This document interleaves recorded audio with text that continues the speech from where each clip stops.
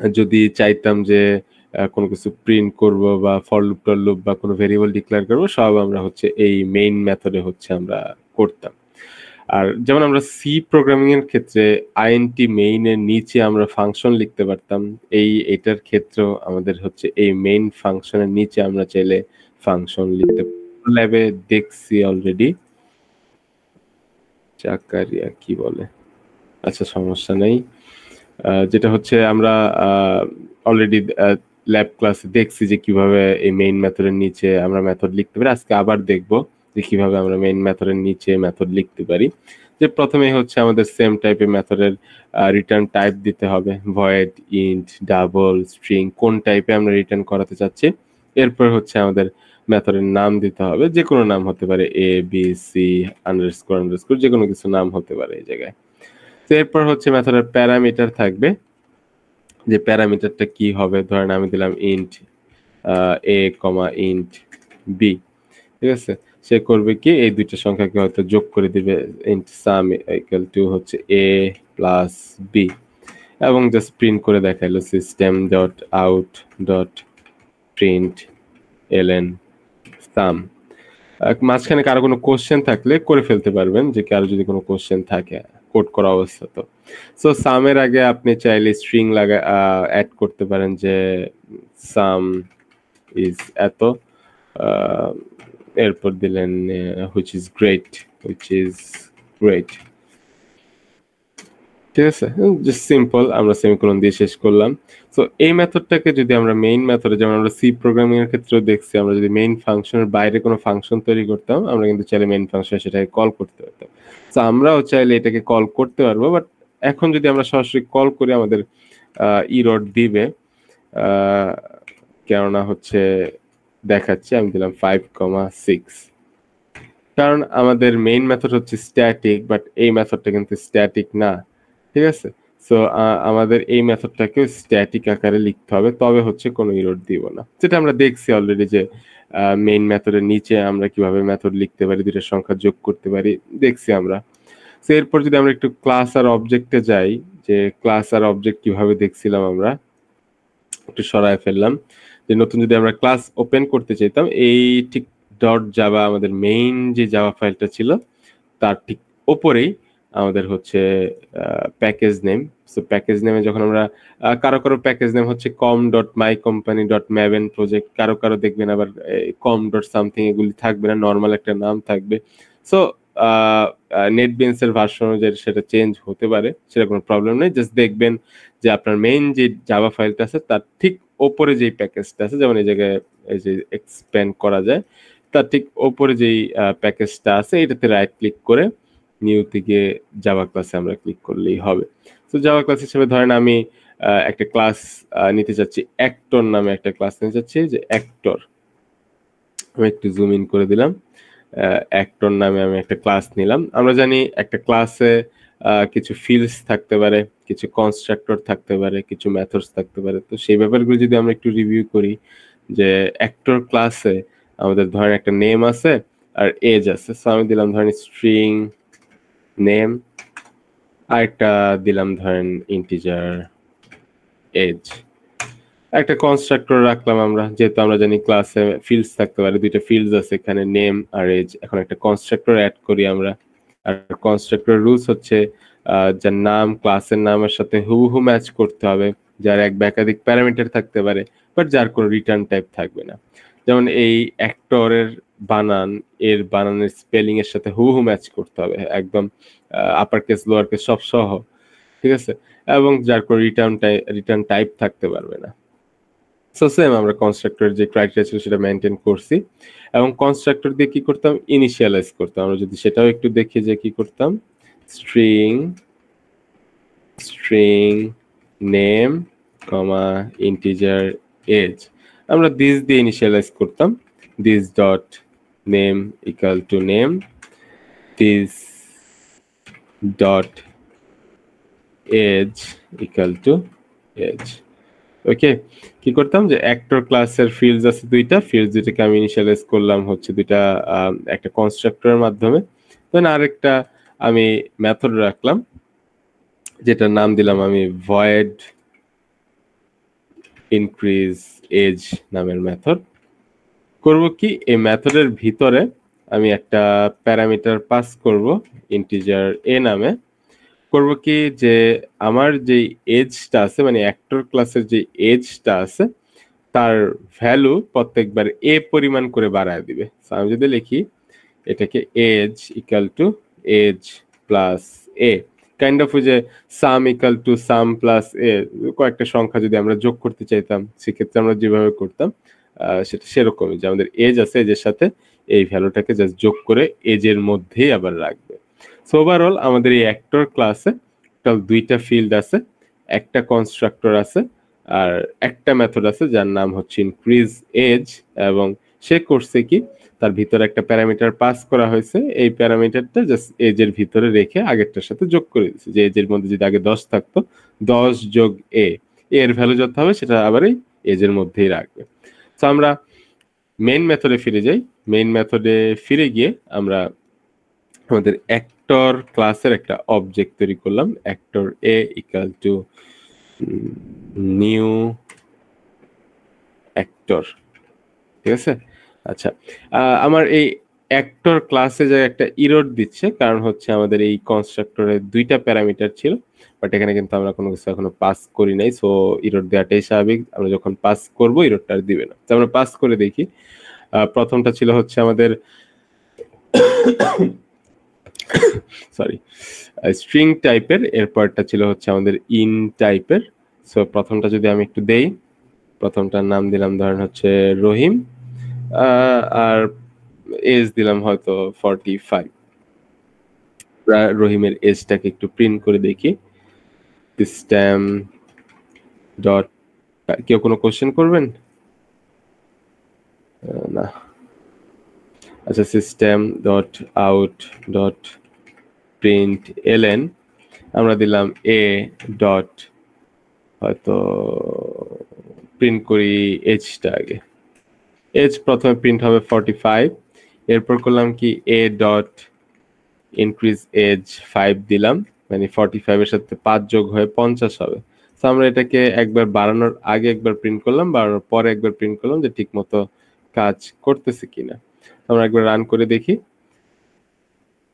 হ্যাঁ, প্রথম ছিল 45, এরপর হচ্ছে আমাদের 50 আসছে।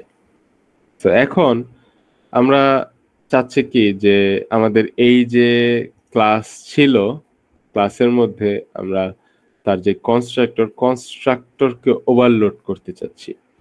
আর ওভারলোড করা মানে হচ্ছে যে আমাদের ক্লাস কনস্ট্রাক্টরের নাম সেম হবে, বাট তার প্যারামিটারের সংখ্যা বা প্যারামিটারের টাইপ আলাদা হবে। ঠিক আছে? কি হবে? আমাদের কনস্ট্রাক্টরের নাম সেম হবে, যেমন অ্যাক্টরই থাকবে, বাট এখানে যেমন প্যারামিটার আছে 2টা, সেখানে প্যারামিটার একটা থাকতে পারে, না থাকতে পারে, যে কোনো কিছু হতে পারে। ঠিক আছে? ফর এক্সাম্পল যে ধরেন কিছু কিছু হয়তো অ্যাক্টর আছে যাদের বয়স আমরা জানি না, নাম জানি জাস্ট। ঠিক আছে? যে হ্যাঁ, তার নাম হয়তো এ, বাট তার বয়সটা আপাতত আমাদের জানা নেই। ওইসব অ্যাক্টরের জন্য ইনিশিয়ালের জন্য আমরা এরকম একটা কনস্ট্রাক্টর ইউজ করব। বা এমন কিছু কিছু অ্যাক্টর আছে যাদের হয়তো আমরা কোনো মুভিতে দেখছি বাট নাম মনে নেই। ঠিক আছে? ফর এক্সাম্পল হ্যারি পটারকে আমরা সবসময় হ্যারি পটার নামেই চিনি, বাট তার রিয়েল নাম হয়তো অনেকেই আমরা জানি না। ঠিক আছে? বা হয়তো স্পাইডারম্যানকে স্পাইডারম্যান নামেই চিনি, বাট তার রিয়েল নাম হয়তো আমরা জানি না, যে আসলে তার নামটা কি বা তার বয়সটা কত। সো যাদের ক্ষেত্রে আমরা শুধু নাম জানি তাদেরকে আমরা নাম দিয়ে ইনিশিয়ালাইজ করব। যাদের ক্ষেত্রে আমরা নাম বা বয়স জানি তাদেরকে আমরা নাম বা বয়স দিয়ে ইনিশিয়ালাইজ করব। আর যাদের ক্ষেত্রে হয়তো আমরা কিছু জানি না তাদের ক্ষেত্রে আমরা কিছুই দিব না। ঠিক আছে? তো এরকম আমরা চাচ্ছি এরকম।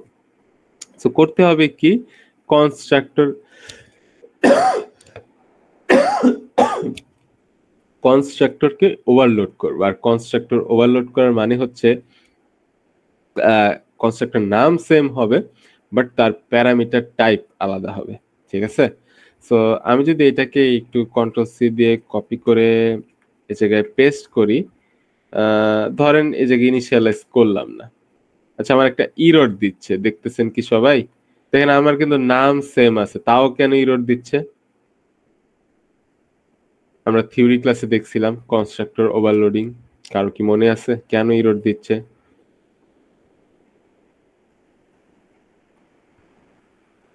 অডিবল আমি? হ্যাঁ অডিবল। এরর দেওয়ার কারণ হচ্ছে আমি কিন্তু এখানেও দুইটা প্যারামিটার আছে, এখানেও দুইটা প্যারামিটার আছে, এখানে যেরকম টাইপের আছে এখানে সেরকম টাইপেরই আছে। এই কারণে সেম জিনিস তো দুইবার লেখা পসিবল না। ফর এক্সাম্পল আমি যদি এখানে স্ট্রিং এর বদলে ইন্ট দেই তখন কিন্তু আর এররটা দিবে না। কারণ হচ্ছে দেখেন এখানেও দুইটা প্যারামিটার, এখানেও দুইটা প্যারামিটার, বাট ওর প্রথম টাইপ হচ্ছে স্ট্রিং, এর প্রথম টাইপ হচ্ছে ইন্ট। সো কনস্ট্রাক্টর ওভারলোডিং করতে গেলে নাম সেম রাখতে হবে, চেঞ্জটা কোথায় আসবে? প্যারামিটারের সংখ্যা বা প্যারামিটারের টাইপ, যে কোনো একভাবে আপনি চেঞ্জ করতে পারেন, হয় প্যারামিটারের সংখ্যা বা প্যারামিটারের টাইপ।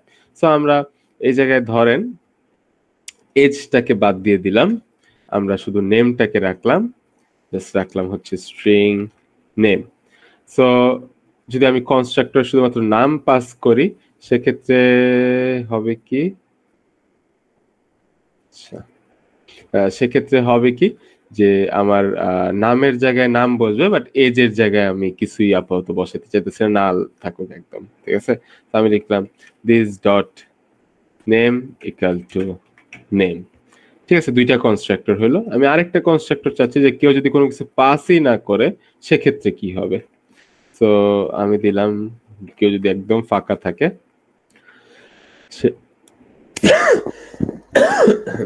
সরি, সেক্ষেত্রে আমি জাস্ট প্রিন্ট করে দেখাবো system dot out dot print LN যে নাথিং টু শো বা কিছু, ঠিক আছে, যে নাথিং টু শো বা কিছু কিছু একটা। সো টোটাল আমার তিনটা কনস্ট্রাক্টর হইলো, একটাতে হচ্ছে দুইটা প্যারামিটার, একটাতে হচ্ছে একটা প্যারামিটার, একটাতে হচ্ছে কিছুই নেই, nothing to show, just print হবে, ঠিক আছে। সো যদি এটাকে আর একটু মডিফাই করে আমরা লিখি, এই জায়গায় আমরা একটু লিখলাম যে নেম ইজ ইনিট, ইনিশিয়াল, আমি সংখ্যা লিখলাম নেম ইজ ইনিশিয়ালাইজড, বা আমি এই জায়গায় লিখলাম name and age is init, ঠিক আছে। জাস্ট লিখলাম আমরা যে প্রথম কনস্ট্রাক্টরে হচ্ছে যদি কেউ প্যারামিটার না দেয় আমরা বলবো নাথিং টু শো, যদি একটা প্যারামিটার দেয় আমরা বলবো নাম ইনিশিয়ালাইজ হয়েছে, আর যদি দুইটা প্যারামিটার দেয় নাম আর এজ দুইটা ইনিশিয়ালাইজ হয়েছে, এরকম রাখতে যাচ্ছি। টোটাল তিনটা কনস্ট্রাক্টর, ঠিক আছে, বাট তাদের প্যারামিটারের সংখ্যা বা প্যারামিটার টাইপ হচ্ছে আলাদা। তো আমরা করলাম কি, এগুলিকে সরাই দিলাম। প্রথম অ্যাক্টর এ, তার নাম দিলাম আমরা এসআরকে, তার বয়স দিলাম আমরা 50, ঠিক আছে। আরেকটা অ্যাক্টর নিলাম আমরা, যার নাম দিলাম A1 variable name, sir SRK এখন 60। আচ্ছা 60 আমরা দিলাম, সমস্যা নাই। আমরা এরপর দিলাম সালমান খান, ঠিক আছে, তার আপাতত এজ হয়তো আমরা জানি না, ধরে নিলাম আমরা জানি না, ঠিক আছে, একটা প্যারামিটার। আরেকটা নিলাম হচ্ছে অ্যাক্টর A2, যার নাম দিলাম নিউ অ্যাক্টর, ঠিক আছে। ওকে ধরেন আমরা চিনি না, ফর এক্সাম্পল ধরেন হিরো আলম, ওর রিয়েল নামও আমরা জানি না, ওর বয়সও আমরা জানি না, ঠিক আছে। টোটাল তিনটা অ্যাক্টর আছে, আমরা তিনটাকে তিন ভাবে ইনিশিয়ালাইজ করছি। সো এটাকে যদি আমরা একটু রান করি, প্রথমটার ক্ষেত্রে দেখেন নামও ইনিশিয়ালাইজ হয়েছে, এজও ইনিশিয়ালাইজ হয়েছে। দ্বিতীয়টার ক্ষেত্রে দেখেন শুধুমাত্র নাম দিয়ে ইনিশিয়ালাইজ করছি। তৃতীয়টার ক্ষেত্রে দেখেন আমরা কোনো কিছুই দেইনি। সো এটা যদি আমরা একটু রান করি তাহলে আউটপুটটা দেখেন যে প্রথমটার ক্ষেত্রে নাম এবং এজ দুইটাই ইনিশিয়ালাইজ হয়েছে, যেহেতু আমরা দুইটা প্যারামিটার দিছি এই কারণে আমাদের যেই কনস্ট্রাক্টরে দুইটা প্যারামিটার আছে সেটা কল হয়েছে। যখন আমরা একটা প্যারামিটার দিছি এই কনস্ট্রাক্টরে একটা প্যারামিটার আছে, সো এটা কল হয়েছে। যখন আমরা কোনো কিছুই দেই নাই তখন কিন্তু এইটা কল হয়েছে। ফর এক্সাম্পল আমি এই জায়গায় করলাম কি, নামের জায়গায় লিখে দিলাম 60, মানে একটা এজ দিয়ে ইনিশিয়ালাইজ করার ট্রাই করলাম, বাট দেখেন এই জায়গায় কিন্তু আমার ইরর দিছে। ইরর দেওয়ার কারণ হচ্ছে যে এখানে একটা প্যারামিটার সহ জাস্ট একটা কনস্ট্রাক্টরই আছে, বাট তার টাইপ দেখেন দেয়া আছে স্ট্রিং, বাট আমি দিচ্ছি একটা ইন্টিজার, এই কারণে ইরর দিচ্ছে। ঠিক আছে, তো এর যদি আমি মানে নেমের জায়গায় মানে স্ট্রিং এর জায়গায় ইন দিতাম তখন কিন্তু আবার এটা কাজ করতো। সো যেটা যেই টাইপের দেয়া সেটা কিন্তু সেই টাইপেই দিয়ে কল করতে হবে আমাদের। সো এই যে আমরা একটাই কনস্ট্রাক্টর বাট তার ভিন্ন ভিন্ন রূপ দেখতেছি তার প্যারামিটারের উপর ডিপেন্ড করে, এটাকেই আমরা বলতেছিলাম কনস্ট্রাক্টর ওভারলোডিং। এটাকে আমরা কি বলতেছিলাম? কনস্ট্রাক্টর ওভারলোডিং, যে আমরা আমাদের প্রয়োজন অনুসারে যে কোনো কনস্ট্রাক্টরকে কল করতে পারবো। হতে পারে সেটা প্যারামিটার ছাড়া, হতে পারে একটা প্যারামিটার সহ, হতে পারে দুইটা প্যারামিটার সহ, হতে পারে তিনটা চারটা। এমন না যে ফিল্ড আছে দুইটা, এই কারণে দুইটা প্যারামিটারেই আমরা সীমাবদ্ধ থাকতে পারবো, চারটা পাঁচটাও আমরা দিতে পারবো, এতে আমাদের কোনো সমস্যা নাই। সো এই ব্যাপারটাকে আমরা বলতেছিলাম কনস্ট্রাক্টর ওভারলোডিং। ঠিক আছে, তো যারা ফলো করতেছেন তারা চাইলে একটু এই জায়গা থেকে ফলো করতে পারেন নিজেদের কোডে, যে কনস্ট্রাক্টর ওভারলোডিং কি জিনিস একটু রিভিউ করতে পারেন। আমরা 2 মিনিটের একটা পজ নিচ্ছি এর জন্য। ঠিক আছে, এর মধ্যে কারো কোনো কোশ্চেন থাকলে করতে পারবেন।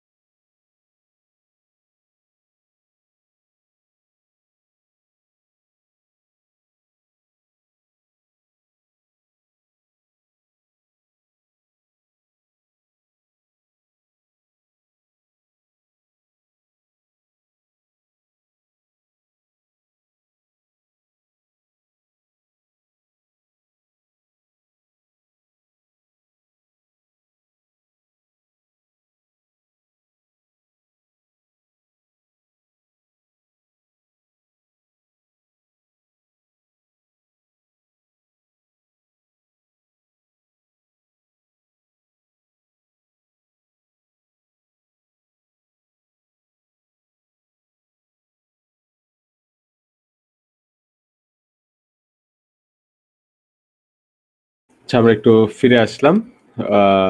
কারো কোনো কোশ্চেন আছে কনস্ট্রাক্টর ওভারলোডিং নিয়ে?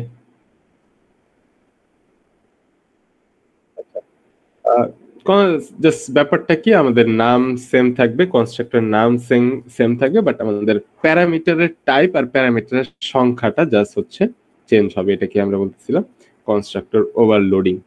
ঠিক আছে, তো আমরা কনস্ট্রাক্টর ওভারলোডিং থেকে একটু হচ্ছে যদি মেথড ওভারলোডিং এর দিকে যাই, আমরা করব কি কনস্ট্রাক্টর জাস্ট একটাই রাখি আপাতত, আর মেইন প্রজেক্ট থেকে হচ্ছে এটাকে সরাই দিই।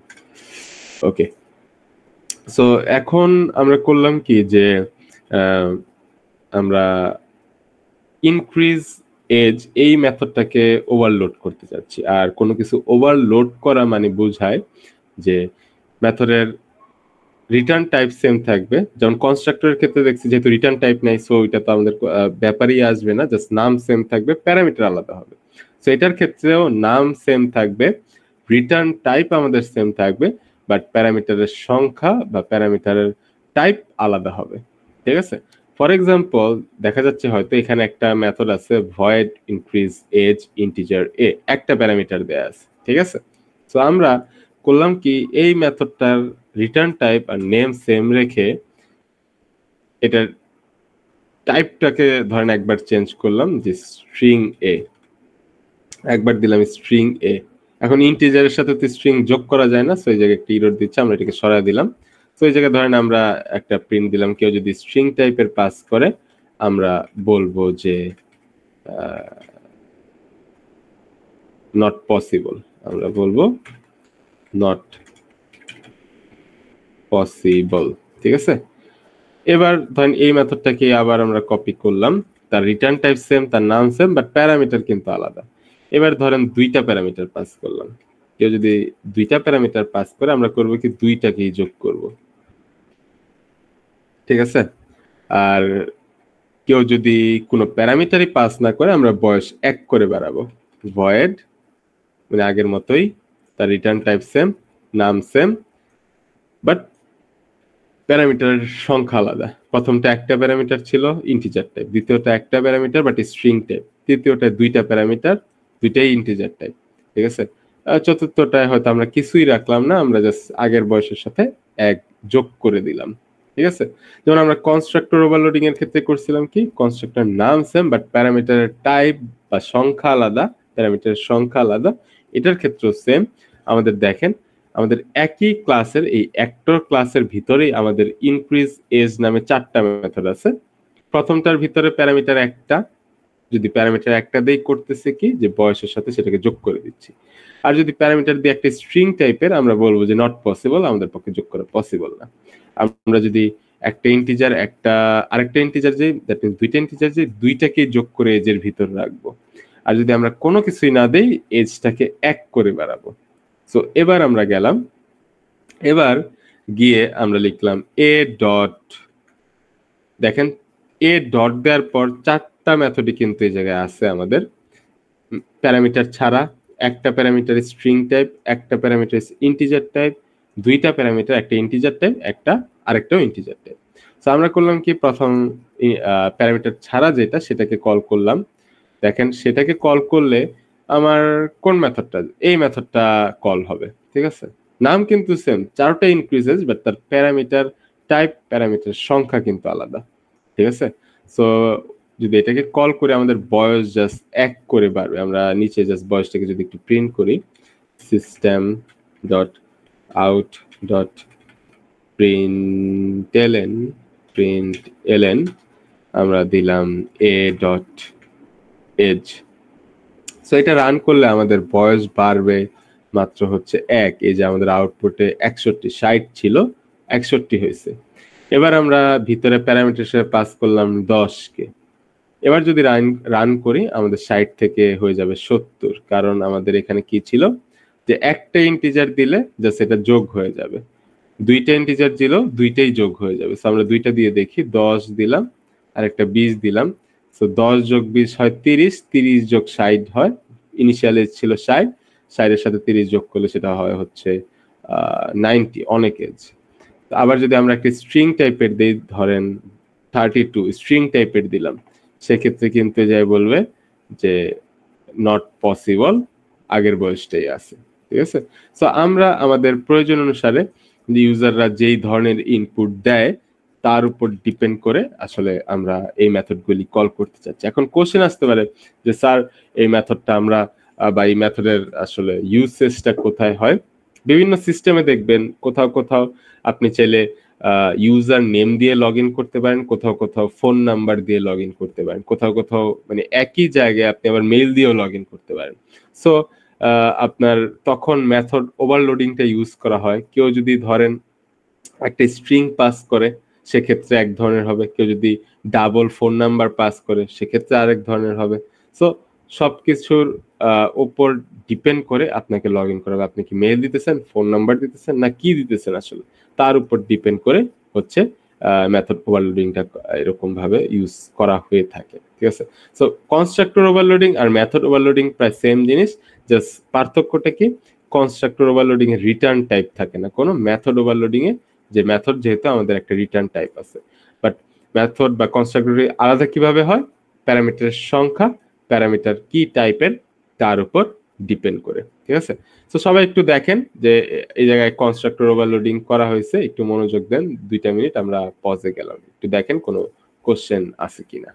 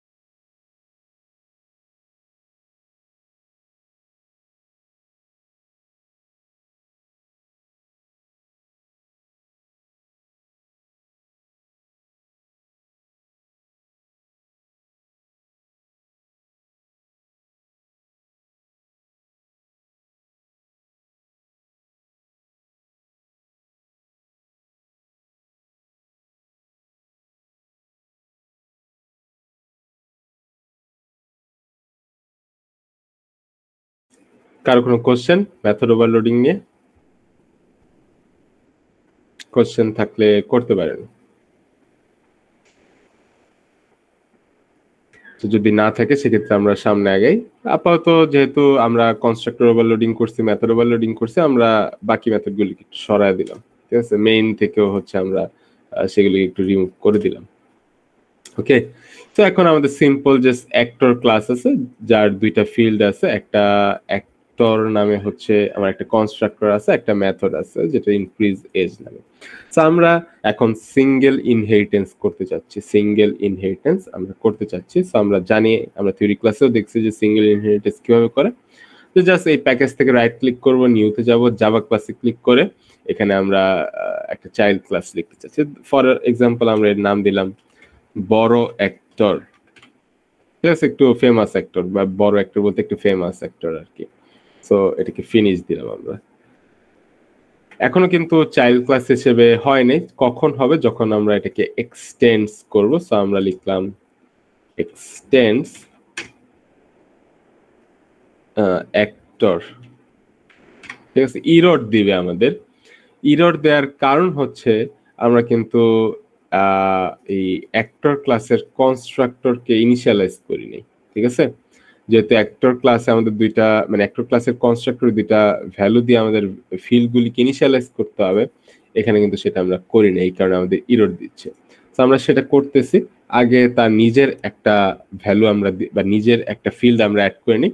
ফর এক্সাম্পল, যেহেতু বড় অ্যাক্টর, তাদের হয়তো একটা ফ্যাম আছে বা কিছু আছে। সো আমরা দিলাম ইন্ট ফ্যাম। ওকে, এরপর হচ্ছে আমরা এর কনস্ট্রাক্টর লিখলাম বড় অ্যাক্টর, এবং এর ভিতরে আমার টোটাল প্যারামিটার হবে 3টা। আচ্ছা, 3টা হওয়ার কারণ তার প্যারেন্ট ক্লাসে আছে 2টা এবং তার নিজের আছে একটা, সো টোটাল 3টা। সো বড় অ্যাক্টরের কিন্তু টোটাল 3টা ফিল্ড আছে, তার নিজের একটা আর প্যারেন্ট থেকে প্রাপ্ত হচ্ছে 2টা। সো আমরা দিলাম string name comma integer age কমা ইন্টিজার ফ্যাম। সো আমরা যদি চাইল্ড ক্লাস থেকে প্যারেন্ট ক্লাসের কনস্ট্রাক্টর দিয়ে ইনিশিয়ালাইজ করতে চাই, মানে অ্যাক্টর দিয়ে ইনিশিয়ালাইজ করতে চাই, সেক্ষেত্রে আমাদের লিখতে হবে সুপার। চাইল্ড ক্লাস থেকে প্যারেন্ট ক্লাস অ্যাক্সেস করতে হলে আমাদের লিখতে হবে সুপার। সুপার দিয়ে, যেমন এই অ্যাক্টর কনস্ট্রাক্টরে 2টা প্যারামিটার ছিল, তাই এই সুপারের ভিতরে আমি 2টা প্যারামিটার পাস করে দেব, নেম আর হচ্ছে এজ। ইরর শেষ। আর তার নিজের যে প্যারামিটার ছিল, বড় অ্যাক্টরের নিজের যে প্যারামিটার, সেটা ছিল হচ্ছে ফেম। সো আমি লিখলাম this dot fame equal to ফেম।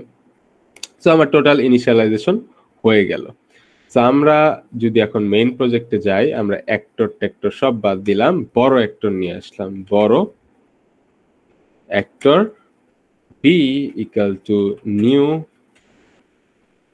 বড় অ্যাক্টর। তার ভিতরে আমাদের টোটাল 3টা প্যারামিটার পাস করতে হবে। একটা হচ্ছে নেম, আমরা দিলাম সেম আগের মতো ইয়াসারকে, তার বয়স দিলাম 60, আর তার ফেমাস দিলাম আপাতত ধরেন 8 দিলাম আমরা। ঠিক আছে, সো এখন আমরা লিখলাম system dot out dot print LN, লিখলাম বি ডট। দেখেন এখানে এজও আছে, ফ্যামও আছে, নেমও আছে। ঠিক আছে, কারণ হচ্ছে বড় অ্যাক্টরের নিজস্ব প্রপার্টি বা নিজস্ব ফিল্ড হচ্ছে ফ্যাম, বাট অ্যাক্টর থেকে প্রাপ্ত ফিল্ড হচ্ছে নেম আর এজ। ঠিক আছে, কারণ কি, বড় অ্যাক্টর একজন অ্যাক্টরই, আবার ছোট অ্যাক্টর একজন অ্যাক্টরই। ঠিক আছে, ছোট অ্যাক্টরের ফেম থাকবে না, হয়তো অন্য কিছু থাকবে, বড় অ্যাক্টরের কি থাকবে, ফেম থাকবে একটা। সো ওই হিসেবেই দেয়া যে একজন অ্যাক্টর হলে তার অবশ্যই নাম থাকবে, তার এজ থাকবে, আর ফেমটা বড় অ্যাক্টরদের ক্ষেত্রে থাকবে, হয়তো ছোট অ্যাক্টরদের ক্ষেত্রে থাকবে না। ঠিক আছে, সো বড় অ্যাক্টর কিন্তু তার নেম আর এজটা এই অ্যাক্টর থেকে পাচ্ছে, আর অ্যাক্টর হচ্ছে এখানে প্যারেন্ট ক্লাস, বড় অ্যাক্টর হচ্ছে চাইল্ড ক্লাস। ঠিক আছে, আমরা চাইল্ড ক্লাস থেকে দিস দিয়ে এই ক্লাসকে অ্যাক্সেস করতে পারবো। কেউ কি কোনো মেসেজ দিলেন? না। আচ্ছা, চাইল্ড ক্লাস থেকে দিস দিয়ে ওই ক্লাসকে অ্যাক্সেস করতে পারবো, আর যদি আমরা সুপার লিখি তাহলে এই বড় অ্যাক্টরের প্যারেন্ট ক্লাসকে অ্যাক্সেস করতে পারবো। ফর এক্সাম্পল, আমি যদি লিখি সুপার ডট, দেখেন প্যারেন্ট ক্লাসে নেম আছে, এজ আছে, আমি অ্যাক্সেস করতে পারতেছি। প্যারেন্ট ক্লাসে ইনক্রিজ এজ নামে একটা মেথড আছে, সেটাকেও আমরা অ্যাক্সেস করতে পারতেছি। মানে সুপার দিয়ে আমরা ওই ক্লাসের প্যারেন্ট ক্লাসকে অ্যাক্সেস করতে পারি, আর দিস দিয়ে ওই ক্লাসকেই অ্যাক্সেস করি। ঠিক আছে, যেমন দিস ডট ফ্যাম ইকুয়াল টু ফ্যাম, এই ক্লাসকে অ্যাক্সেস করতেছি। সুপার দিয়ে আমরা প্যারেন্ট ক্লাসকে অ্যাক্সেস করতেছি। সুপার দিয়ে যখন প্যারামিটার দেই তখন কনস্ট্রাক্টর, আর সুপার দিয়ে যখন ডট দেই তখন ফিল্ড আর মেথডগুলিকে অ্যাক্সেস করতে পারতেছি।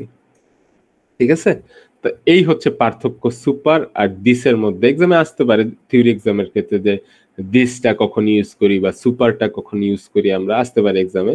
ঠিক আছে, এটা তো আমাদের ল্যাব জাস্ট দেখাচ্ছে যে সুপার কিভাবে আমরা ইউজ করতে পারবো, দিস কিভাবে আমরা ইউজ করতে পারবো। সো দেখেন বড় অ্যাক্টরের কিন্তু আমাদের নেম এজ ছিল না, পাচ্ছে থেকে আমাদের তার প্যারেন্ট ক্লাস অ্যাক্টর থেকে। তো দেখেন আমি লিখলাম বি ডট নেম, যেখানে বি এর মধ্যে কোনো নেম এজ ছিলই না, এই যে বড় অ্যাক্টরের মধ্যে কোনো নেম এজ নাই, পাচ্ছে হচ্ছে তার প্যারেন্ট ক্লাস অ্যাক্টর থেকে। ঠিক আছে, সো এটাকেই আমরা বলতেছিলাম সিঙ্গেল ইনহেরিটেন্স। কারণ কি, আমাদের অ্যাক্টর ক্লাসের যে দুইটা ভেরিয়েবল ছিল এটা আর এক্সট্রা করে আবার এখানে লেখা লাগতেছে না, যেটা আমাদের লিখতে